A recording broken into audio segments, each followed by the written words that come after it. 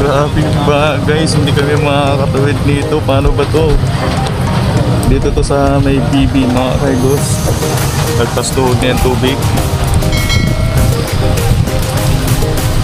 Ayan o, trap na lahat mga trap dito guys. Dito mismo sa may San Miguel.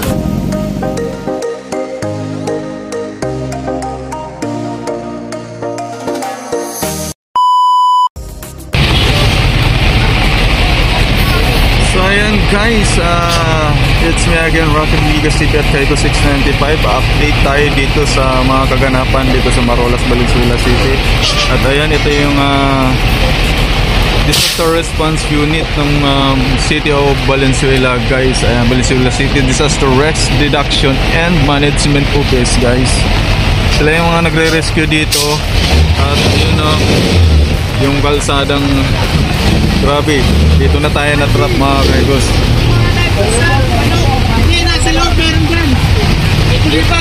Grabe, na tayo nito mga kaigos, mga kauwi.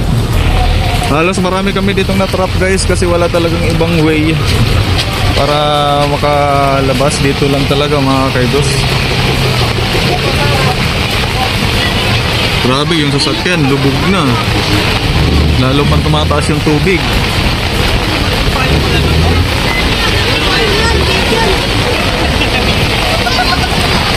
Yun ang problema mga kaigos natin dito sa ating sitwasyon, kasi hanggat hindi tumitila ang ulan, hindi rin nahuhupa ang baha, kasi nakasalalay sa paghinto ng pag-ulan para tayo ay makauwi at tumila na ay humupa yung baha guys. Pero sa sitwasyon natin ngayon, wala, tingin ko matatagalan pa talaga tayo. Hindi ko alam kung hanggang anong oras tayo dito matatrap, kasi tondo pa tayo uwi guys. Ayan, hindi lang ito ang bahang madadaanan natin guys, kasi sigurado ako sa may bandang Abad Santos sigurado baha din. Kasi yung kasamahan ko kanina nag-chat na hindi na kaya ng motor nila. Yun na nga, nasa uli na talaga pag-isisi guys. Dapat pala kanina, hindi na kami tumuloy kanina. So yun mga kagos.